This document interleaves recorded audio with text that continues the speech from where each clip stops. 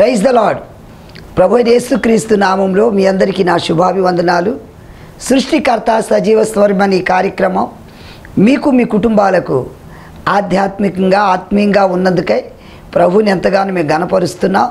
ప్రియ దేవుని బిడ్డలారా, ఈ కార్యక్రమం ద్వారా మీరు పొందుతున్న మేలులు ఆశీర్వాదాలు మీరు ఎంతగానో మాకు మీ సంతోషాన్ని తెలియపరుస్తున్నారు. అందును బట్టి ప్రభుకు మహిమ కలుగును గాక. మీకు నా హృదయపూర్వక వందనాలు. ఈరోజు ఒక చక్కని అంశంతో మీ ముందుకు వచ్చాను. మరి కొన్ని తరాలు, ఈరోజు మనం ఎలాంటి తరంలో ఉన్నామో, మరి అంతకుముందు జరిగిపోయిన తరాలు ఏంటి నేర్చుకుందాం. బైబిల్ గ్రంథంలో ఆదికాండము 6వ అధ్యాయము 9వ వచనం చదవండి.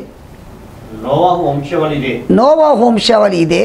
నోవాహు నీతిపరుడను తన తరములో ప్రార్థన. పరిశుద్ధుడా, ఈ వాక్యం ద్వారా మాతో మాట్లాడమని యేసు నామమున ప్రార్థిస్తున్నాం తండ్రి, ఆమేన్. హల్లెలూయా. ప్రియ దేవుని బిడ్డలారా, ఇక్కడ గమనించినట్లయితే నోవాహు అనగా నెమ్మది. అయితే ఈ నోవాహు జీవితంలో జరిగిన గొప్ప కార్యాలు ఏంటంటే, తాను తన కుటుంబం మాత్రమే ఆ తరములో కాపాడబట్టడానికి కారణం ఏంటంటే నోవాహు నీతిమంతుడు. మరి ఇదే అధ్యాయంలో దేవునికి మహిమ కలుగునుగాక. ఆదికాండంలో 7వ అధ్యాయం 1వ వచనంలో దేవుడే సాక్ష్యం ఇస్తున్నాడు నోవాహు గురించి. ఏమంటున్నాడు? యెహోవా ఈ తరము వారిలో అది దేవుడు ఏమన్నాడు నోవాహుతో, ఈ తరములో ఇదిగో ఈ జనుల ఎదుట నీవే నీతిమంతుడిగా ఉన్నావు, నిందారహితుడిగా ఉన్నావు. దేవుడు సాక్ష్యం ఇస్తున్నాడు. ప్రియమైనటువంటి క్రైస్తవ సోదర సోదరి, నీ గురించి అలాంటి సాక్ష్యం ఉందా? కొంతమంది చెప్తారు, అమ్మో పలానోడు పెద్ద దొంగోడండి, పలానోడు మోసగాడండి, దుర్మార్గులండి, ఇంకంతే వాళ్ళు చూసారు కాల్ చేస్తారండి, అంత మూర్ఖంగా. ఇలా నీ గురించి అలా సాక్ష్యం ఇవ్వకూడదు. ఈరోజు నీ గురించి ఒక మంచి సాక్ష్యం. దేవుడు నోవాహు గురించి ఏమంటున్నారంటే, నీవే ఈ తరములో నీతిమంతుడు నిందారహితుడిగా ఉన్నావు. కాబట్టి క్రైస్తవ సోదర, మరి ఈ తరములో నువ్వు ఎలా ఉన్నావు? ఇప్పుడున్న తరము, ఇప్పుడున్న జనరేషన్ ఎక్కడ చూస్తే ఇది కంప్యూటర్ యుగం. భయంకరమైన ఇప్పుడు ఎలా ఉన్నాయంటే చంపుకోవటాలు, పొడుచుకోవటాలు, షూట్ చేయటాలు, ఇంకా ఎలాంటి కంప్యూటర్ నాలెడ్జ్ అయిపోయింది. ఎలా ఉందంటే ఇప్పుడు ఆ మనిషిని చంపేసేసి ఆయన రూపంలో వేరే ఒకరిని తయారు చేయటం, రకరకాలుగా ఉన్నాయి ఈ తరం. ప్రియ దేవుని బిడ్డలారా, ఆ తరములో అది అజ్ఞాన కాలం. ఇప్పుడు ఎంత టెక్నాలజీ డెవలప్ అయిందంటే ఇక మనిషి ఈజీ మెథడ్గా ప్రతి ఒక్కరి చేతిలో సెల్ ఫోన్, ప్రపంచం అంతా మన చేతిలో ఉన్నట్లు ఉన్నది. కాబట్టి ఆ తరములో దేవుడు అంటున్నాడు, నీవే నా ఎదుట నీతిమంతుడిగా ఉన్నాను. ఇప్పుడు ఆ తరాల గురించి నేర్చుకుందాం, చదువుదాం. మత్తయి సువార్త 12వ అధ్యాయము 39వ వచనం చదవండి. ఇక్కడ గమనించినట్లయితే ఏమనుంది? చెడ్డ తరము వారలారా. చూడండి, ఇక్కడ మరి దేవుడు ఇక్కడ మాట్లాడుతూ వ్యభిచార సంబంధమైన చెడ్డ తరం.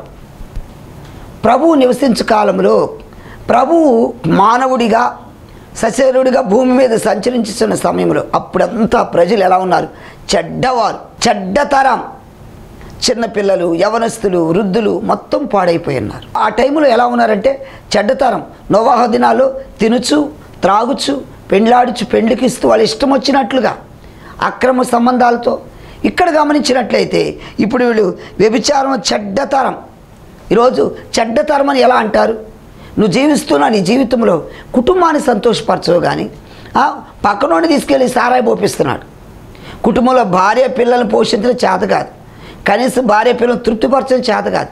ఇంట్లో వాళ్ళు తినటానికి కనీసం వాళ్ళకి ఒక 200 500 కూడా ఇవ్వలేని పరిస్థితి. కానీ బయట మాత్రం వీడు తాగటానికి వేరే వాడికి వీడికి కావాలి సపోర్ట్, త్రాగటానికి వాడికి సహాయం కావాలి, వాడికి సహకరించేవాడు కావాలి. అందుకే అంటున్నారు చెడ్డతరమా. నోవాహు దినాలు వాళ్ళు కూడా తిరుచు త్రాగుచున్నప్పుడు ఆ తరం అంతా జలప్రాణి వెళ్ళిపోయారు. లోతు దినాల్లో కూడా ప్రజలు ఎలా ఉన్నారు? ఇష్టానుసారంగా చిన్నవాళ్ళు, యవనస్తులు, వృద్ధులు కామపు ఆలోచనలతో చెడు ఆలోచనతో ఉన్నప్పుడు అగ్ని గంధకాలతో మొత్తాన్ని కాల్చేశారు. కాబట్టి సోదరుడా సోదరి, ఈరోజు నీవు కూడా ఇలాంటి చెడ్డ తరములో ఉన్నావు. నీ కుటుంబం పాడైపోతుంది. ఎంతమంది యవనస్తులు పాడైపోతున్నారు, తల్లిదండ్రులకు అవిధేయులైపోతున్నారు. ఎంతోమంది, కొంతమంది భార్యాభర్తల మధ్య కుటుంబాలు పాడవటానికి, విడిపోవటానికి కారణం ప్రేమాప్యాయతలు కరువైపోతున్నాయి. తాగుడికి అలవాటు పడిపోతున్నారు, భార్య హింసించడం మొదలు పెడుతున్నారు. ఆ కుటుంబములు విచ్చలవిడిగా బజారు పాలు చేస్తున్నారు. ఇదంతా చెడ్డతనం. కేవలం దీనివల్ల దీనికి బానిసలు అయిపోవటం వల్ల గుట్కాలకు, సిగరెట్లకు, పాన్పరాగులకి, త్రాగుడుకు, దీనికి డ్రగ్స్కి ఎడిట్ అయిపోతున్నారు. ఎప్పుడైతే దీనికి బానిసలైపోయి వీళ్ళు ఒక చెడ్డ వ్యక్తులుగా తయారైపోయి సమాజంలో చిచి అనిపించుకుంటున్నారు. ఎందుకు సోదరుడా, ఈరోజు ఇలాంటి చెడు ఆలోచనలు, చెడు తలపులు మానేస్తే, నువ్వు ఒక మంచి వ్యక్తిగా జీవిస్తే నీకు మంచిదే. సమాజంలో అందరూ ఎదుట మంచివాడిగా అనిపించుకుంటే రేపు దేవుడు రాజ్యంలో కూడా నువ్వు ఉంటావు. ద్వితీయోపదేశకాండం 1:35 కూడా చదవండి. బహుగా కోపపడి నేను మీ పితరులకు ఇచ్చినని ప్రమాణం చేసిన ఈ మంచి దేశమును ఈ చెడ్డ తరము వారిలో యెఫునే కుమారుడు. చూడండి, ఎందుకు ప్రియ దేవుని బిడ్డలారా, యెఫునే కుమారుడు కాలేబు గురించి మంచి సాక్ష్యం చెప్తున్నారు.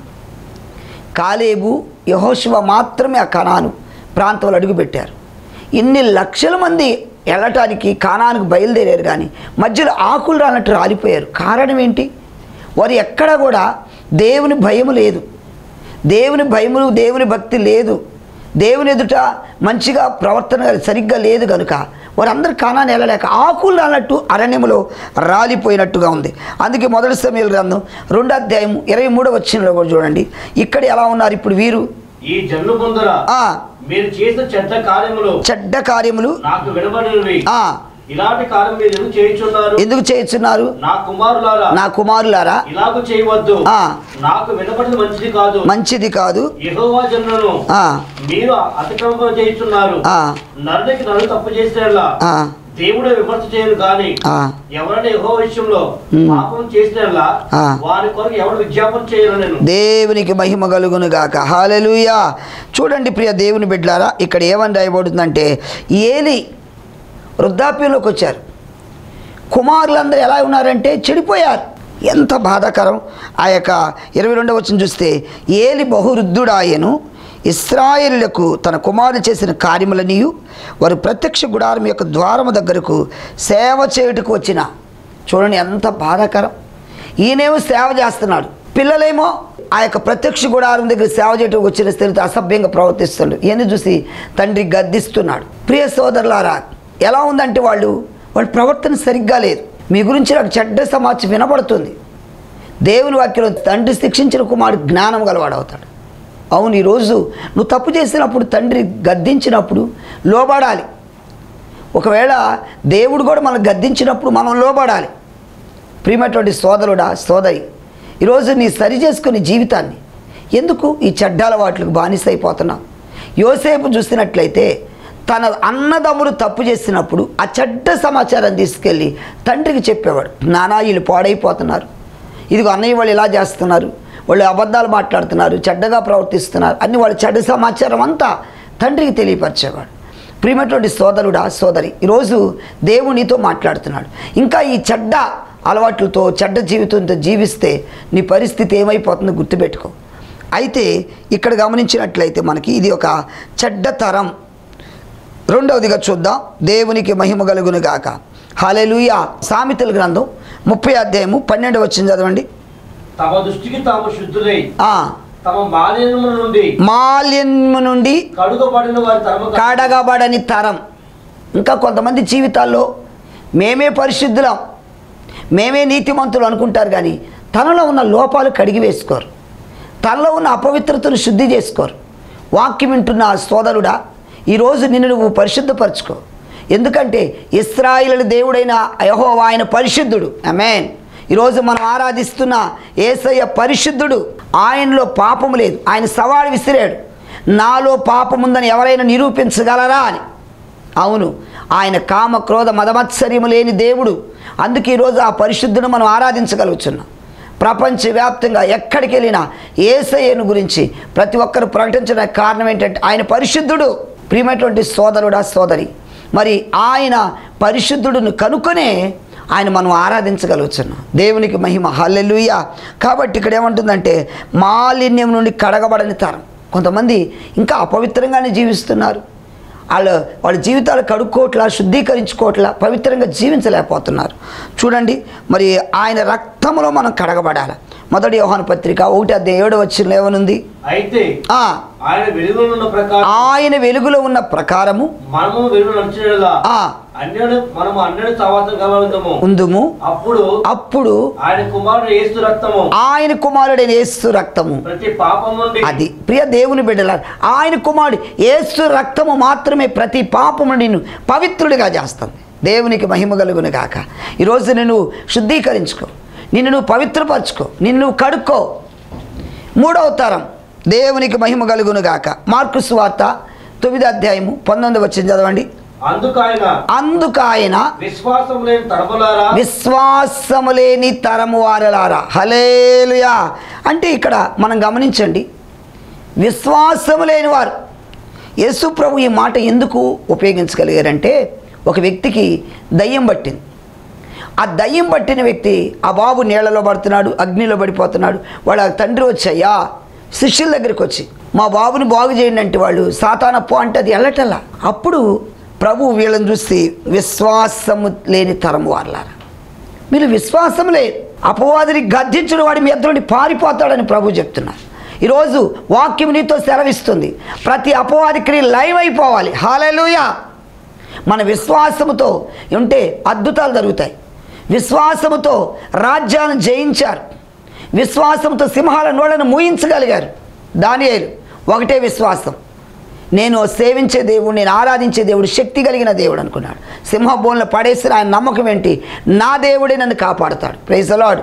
షద్రక్, మేషక్, అబేద్నెగోలు అగ్నిగుండంలో పడేస్తే వాళ్ళు ఎక్కడ అధైర్యపడలేదు, ఎక్కడ భయపడలా.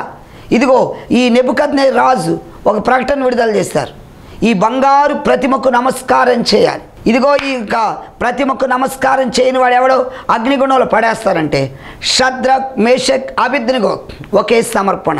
దేవునికి మహిమ కలుగునక. రాజా, మేము సేవించుచున్న దేవుడు మండుచున్న అగ్నిగుండముడు తప్పించి రక్షించుటకు సమర్థుడో. వాళ్ళు యూదులుగా ఉన్న వీరేమంటున్నారు? మేము ఆరాధించే దేవుడు శక్తి కలిగిన దేవుడు రాజా, మా దేవుడు మమ్మల్ని రక్షిస్తాడు. అగ్నిగుండంలో పడేసినా సరే వాళ్ళకి ఏ హాని జరగల. అగ్ని 7 అంతలుగా చేశారు. అయినా చూడండి సోదరుడా, వారి విశ్వాసం ఏంటంటే, మేము ఆరాధించే దేవుడు శక్తి కలిగిన దేవుడు. ఈరోజు నీలో విశ్వాసం ఉందా? పేతురు కూడా ఒకసారి ఏమంటున్నారంటే, ఒక తెల్లవారుజామున యేసు ప్రభు సముద్రం మీద నడుస్తూ వస్తున్నారు. అంటే ఆయన కాళ్ళు మునిగిపోవట్ల, సముద్రం మీద అలా నడుస్తుంటే పేతురు ఫస్ట్ భయపడ్డారు. ప్రభు అన్నారు, నేనే అంటే, ప్రభు మీరా? అయితే మీరే ప్రభు అయితే మీకులాగా నేను కూడా నడవాలన్నాడు. ఏమన్నారు? ప్రభు అన్నారు, నా శిష్యులు నాకంటే గొప్ప కార్యాలు చేస్తారన్నారు ప్రభు. సరే పేతురు నడువు అన్నారు. ఆయన విశ్వాసంతో నడిస్తే బాగానే ఉండేది. కొంచెం దూరం నడవగానే బుయ్యని గాలి వచ్చేస్తుంది. ఆ గాలిని చూస్తే పేతురులో ఒక భయం, వణుకు, దడబుట్టు, అమ్మో ఇంకేముంది మునిగిపోతున్నామేమో అనుకున్నాడు. ఆ మాట అన్నతో వెంటనే మునిగిపోవటం మొదలుపెట్టాడు. ప్రభు అంటున్నాడు, అల్ప విశ్వాసి, ఎందుకు సందేహపడ్డావు? నీకు విశ్వాసం లేదా? మత్తయి సువార్త 14:31 వచ్చిన మాట ఉంటుంది. చేయి చాపి అతనిని పట్టుకొని, అది ఏమన్నాడు? అల్ప విశ్వాసి, ఎందుకు సందేహపడ్డావు? ఈరోజు వాక్యం వింటున్న ప్రియ దేవుని బిడ్డలారా, నువ్వు దేవుని ఎందుకు విశ్వాసం ఉంచు, దేవుడు అద్భుతం చేస్తాడు. సంతానం లేదా? విశ్వాసం ఉంచు, దేవుడు ఇస్తాడు. మృతతుల్యం అయిపోయింది శారా గర్భం, అయినా శారాని దేవుడు అద్భుతంగా వృద్ధాప్యములు, భర్త చూస్తే 100 సంవత్సరాలు వచ్చాయి, 90 సంవత్సరాలు ఏమికి వస్తుంది. మరి ఆ టైంలో బిడ్డలను అన్నారు. ఎంత అద్భుతం వారి విశ్వాసం. వృద్ధాప్యంలో కూడా వారు దేవుని విశ్వాసం ఉంచారు. ఈరోజు నీ జీవితంలో కూడా విశ్వాసం ఉంచితే దేవుడు కార్యం చేస్తాడు. ఆమేన్, హల్లెలూయా. విశ్వాసం లేని మూర్ఖతరం ఇది. ఇక్కడ చూసినట్లయితే వాళ్ళు ఎలాంటి వాళ్ళు అంటే, విశ్వాసం లేని తరం. ఈరోజు విశ్వాసం ద్వారా అద్భుతాలు చేస్తాడండి. నీలో ఒక విశ్వాసం ఉండాలి. సేవ చేస్తున్నావా సేవకుడా, నువ్వు ఒక విశ్వాసం. దేవుడు నన్ను చేయి విడిచిపెట్టాడు, నేను మంచి పెద్ద మందిరం కట్టగలుగుతా, అనేక ఆత్మలు వచ్చి ఆరాధిస్తారని ఒక విశ్వాసం నీలో ఉండాలి. ప్రభువుకు మహిమ కలుగును గాక. Next point చదువుదా. అపోస్తలుల కార్యములు 2:40 చదవండి. ఇంకను అనేక విధమైన మాటలతో సాక్ష్యం ఇచ్చి మీరు మూర్ఖులకు ఈ తరం వారికి వేరై, అది ఇదే తరమట, మూర్ఖతరం.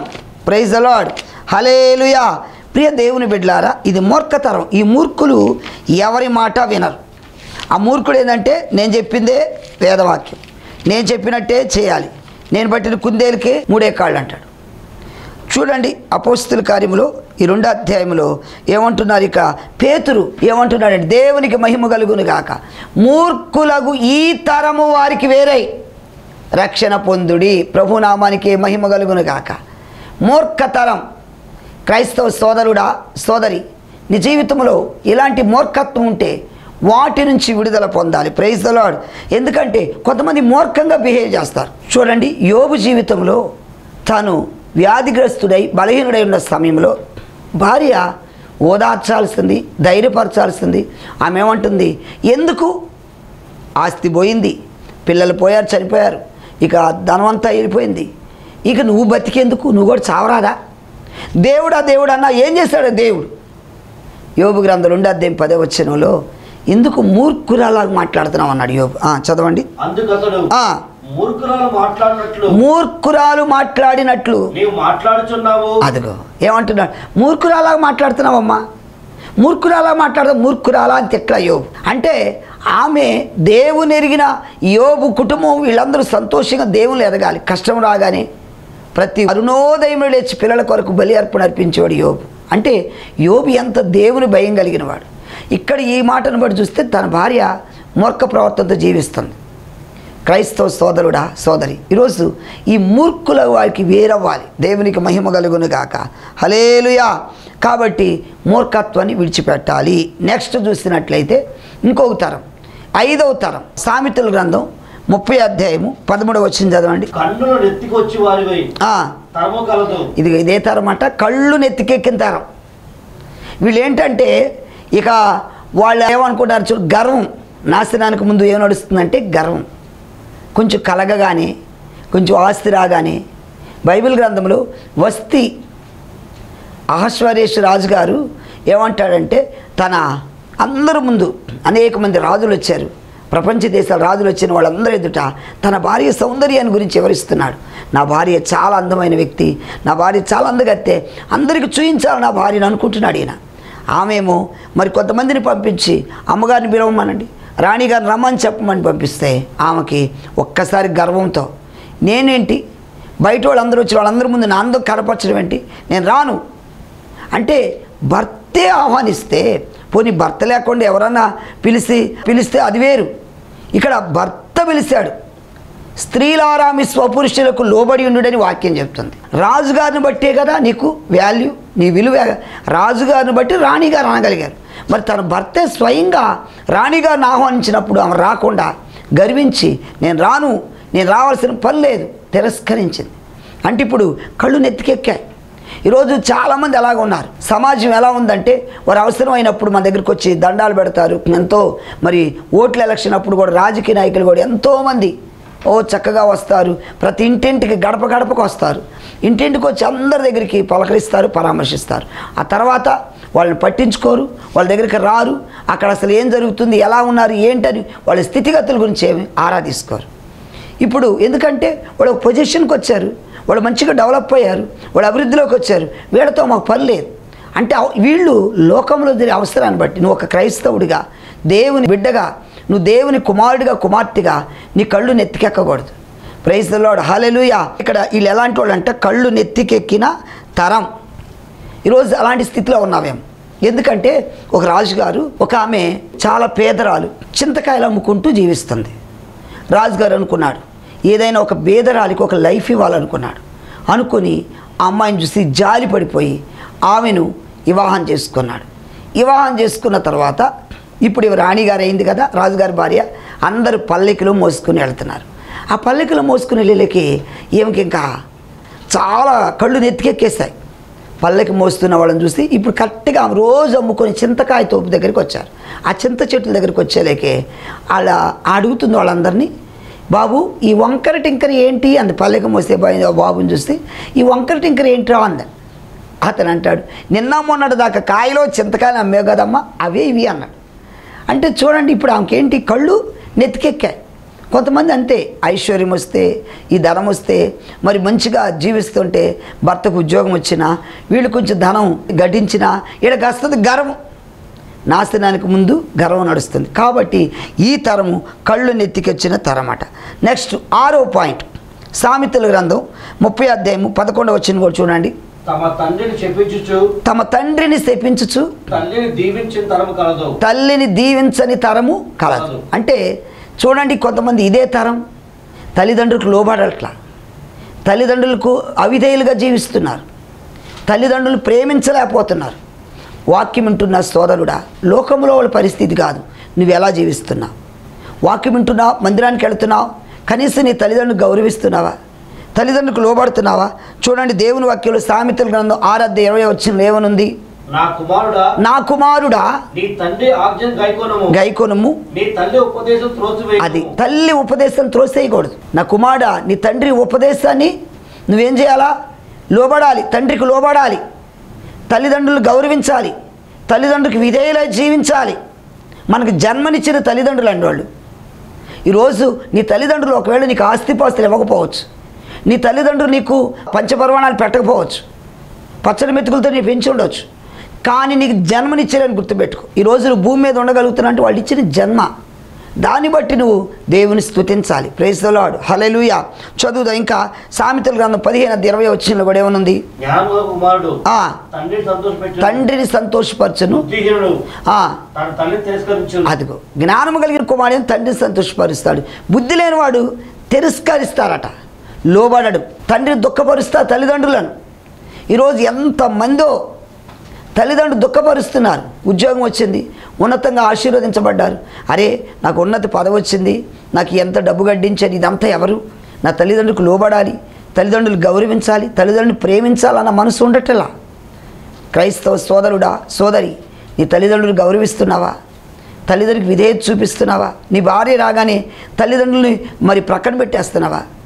భార్య వచ్చిన తర్వాత తల్లిదండ్రులు నీకు మరి అసహ్యం అయిపోతున్నారా? అది గుర్తుపెట్టుకో. తల్లిదండ్రులు ఎప్పటికీ నువ్వు మర్చిపోకూడదండి. తల్లిదండ్రులు మర్చిపోతే వాళ్ళ పరిస్థితి ఎలా ఉంటుందట? సామెతల గ్రంథం 19:26 కూడా చదవండి. తండ్రికి కీడు చేసి తల్లిని తరిమివేవాడు అవమానమును అపకీర్తిని కలుగజేయువాడు. అంటే ఎవరైతే తల్లిదండ్రులను మరి వాళ్ళు లోబడకుండా తల్లిదండ్రులు తిరస్కరిస్తే వాళ్ళు అవమానమును అపకీర్తి తెచ్చినవాడు అవుతారట. క్రైస్తవ సోదరుడా, ఈరోజు నువ్వు ఒక దైవ భయం కలిగి జీవించు. ఎక్కడన్నా గమనించండి, తల్లిదండ్రులకు విధేయులైన వాళ్ళు దీవించబడ్డారు. తల్లిదండ్రుల ఆశీర్వాదం పొందుకున్న వాళ్ళు అభివృద్ధిలోకి వచ్చారు. తల్లిదండ్రుల ఆశీర్వాదం పొందుకుని గొప్పవాళ్ళయ్యారు. దేవునికి మహిమ కలుగును గాక. సామెతల గ్రంథంలో 30:17 వచనం కూడా చదవండి. తండ్రిని అపహసించి లోయ కాకులు పీక్కు తింటాయంట. చూడండి ఎంత స్పష్టంగా బైబిల్ రాయబడుతుంది. మరి ఒక్కరోజన్నా మీ తల్లిదండ్రులతో ప్రేమగా మాట్లాడుతున్నారా? కని పెంచి పెద్ద చేస్తున్న తల్లిదండ్రులను మంచిగా ప్రేమతో వాళ్ళతో కాసేపు కూర్చొని మాట్లాడుతున్నా? వాళ్ళకి టైం కేటాయిస్తున్నావా? బిజీ లైఫ్ ఇప్పుడు ఏంటంటే బిజీ ఈ తరమంతా ఇక బిజీ అయిపోతుంది. కానీ అమ్మతో మాట్లాడదామని, నాన్నతో మాట్లాడదామని, వాళ్ళు కనీస వృద్ధాప్యంలో వాళ్ళకి ఏదన్నా మనం తీసుకెళ్ళిద్దామని అన్న నీకు ఆలోచన ఉంటుందా? ఇంకా ఏమవుతుందంటే తల్లిదండ్రులు చూడపోతే దేవునికి మహిమ కలుగును గాక. సామెతల గ్రంథం 20:20 వచనంలో కూడా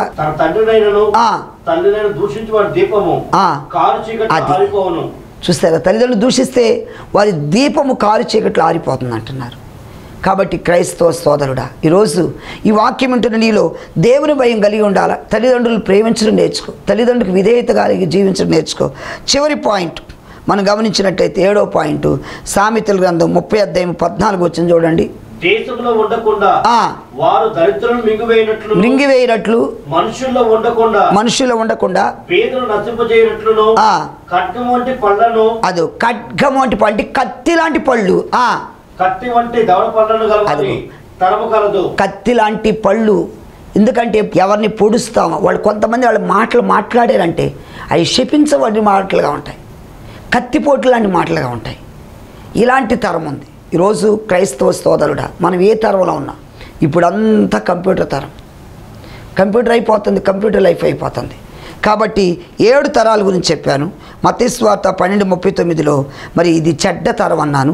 రెండవదిగా చూసినట్లయితే మాలిన్యం కడగబడని తరం అన్నాం. మూడవది విశ్వాసం లేని తరం. నాలుగవది మూర్ఖ తరం. ఐదవది కళ్ళు నెత్తుకొచ్చిన తరం. ఆరవది తల్లిదండ్రులను శపించే తరం. ఏడవది కత్తిపోటు లాంటి మాటలు మాట్లాడే తరం. ఈరోజు ఇలాంటి తరంలో నువ్వు జీవిస్తున్నావేమో. నీ భవిష్యత్తు దేవుని మీద ఆనుకొని నీకు దేవుని సన్నిధిలో పశ్చాత్తాపడి, ప్రభు ఈ తరములో నేను నిందారహితుడిగా ఉంటా, ఈ తరములో నీతిమంతుడిగా ఉంటా, ఈ తరములో పరిశుద్ధుడిగా ఉంటానని దేవుని దగ్గర సమర్పించుకుంటావా? ఇవి దయచేసి సమర్పించుకుంటే ప్రేమించుటకు క్షమించుటకు ఆయన సమర్థుడు. తలలు వంచండి, ప్రార్థన చేద్దాం. పరిశుద్ధుడానికి స్తోత్రములు నాయనా. ఇప్పటి వరకు మీరు మాట్లాడిన ప్రతి మాటను బట్టి నీకు స్తోత్రములు. మా జీవితంలో అయ్యా ఎలాంటి తరములో ఉన్నామో సరి చేసుకొని నీకు లోబడి వాక్యానికి విధేయత చూపే భాగ్యం మాకు దయచేయమని, వాక్యం విన్న ప్రతి ఒక్కరిని దీవించండి, నీ మేలుతో తృప్తిపరచమని యేసు నామమున ప్రార్థిస్తున్నాం తండ్రి. ఆమేన్, ఆమేన్. హల్లెలూయా. ప్రియ దేవుని బిడ్డలారా, ఈ వాక్యం నీకు నీ కుటుంబానికి ఆశీర్వాదకరంగా ఉందని నమ్ముతున్నాను. ఇక ఆలస్యం ఎందుకు, మీ సంతోషాన్ని మాకు తెలియపరచగలరు. నా అడ్రస్ పాస్టర్ చందోలు మోషే, మన్నా ప్రార్థనా మందిరం, విజయవాడ, రాముల వీధి, లంబాడీపేట. నా ఫోన్ నెంబర్ 9703467777. ప్రియ దేవుని బిడ్డలారా, మీ ప్రార్థన అవసరతల కొరకు ఎనీ టైం ఎప్పుడైనా మీరు కాల్ చేయొచ్చు అండి. మీ కొరకు నేను నా ప్రార్థనా బృందం సిద్ధంగా ఉన్నా. మా ప్రార్థనా బృందం ఉంది అనేక మంది కొరకు ప్రార్థించడానికి. మీరు చెప్పిన అవసరతలన్నీ మా విశ్వాసులు చెప్తే వారందరూ కూడా ప్రార్థన చేస్తారు. మేము అందరం కలిసి ప్రార్థిస్తాం. దేవునికి మహిమ కలుగును గాక. ప్రియ దేవుని బిడ్డలారా, ఈ కార్యక్రమము ఎంతో మేము భారంతో ముందుకు తీసుకెళ్తున్నాం. మరి దేవుడు తప్పకుండా డోర్స్ ఓపెన్ చేస్తాడన్న విశ్వాసంతో మేము ముందుకు వెళుతున్నాం. దేవుడు నిన్ను కనుక ప్రేరేపిస్తే ఈ కార్యక్రమం కొరకు నీ వంతు నువ్వుగా సహాయ సహకారం అందించగలవు. ఈ స్క్రీన్ మీద ఉన్న ఫోన్ నెంబర్కి మరి ఫోన్పే, గూగుల్ పే కూడా ఉంది. నువ్వు ఒకవేళ ఈ కార్యక్రమం నీ వంతుగా నువ్వు సహాయ సహకారం అందించాలనుకుంటే మమ్మల్ని సంప్రదించండి. దేవునికి మహిమ కలుగును గాక. అంత మాత్రమే కాదండి, ఇంకా ఎక్కువగా మా వర్తమానాలు వినాలనుకుంటే మా యూట్యూబ్ ఛానల్ చందోలు మోషే అని టైప్ చేస్తే మా వర్తమానాలు వస్తాయి. తప్పకుండా అండి మీరు సబ్స్క్రైబ్ చేయడం మర్చిపోవద్దు. సబ్స్క్రైబ్ చేయండి, లైక్ చేయండి, షేర్ చేయండి. దేవునికి మహిమ కలుగును గాక. ప్రియ దేవుని బిడ్డలారా, మనందరం కలిసి ఆ యొక్క పరలోక రాజ్యాన్ని చేరాలి కనుక పరలోక రాజ్యం చేరటానికి కొరకు మీరు మేము ప్రభు రాజ్యాన్ని కట్టాలి. దేవునికి మహిమ కలుగును గాక. దయచేసి మా పరిచర్యల కొరకు కూడా మీరు ప్రార్థించండి. మీకోసం కూడా నేను ప్రార్థన చేస్తాను. దేవునికి మహిమ కలుగును గాక. దేవుడు మిమ్ములను మీ కుటుంబాలను ఆశీర్వదించును గాక. God bless you all. Thank you. మరలా కలుద్దాం. అప్పటి వరకు సెలవు. మీ అందరికీ నా హృదయపూర్వక వందనాలు. Thank you.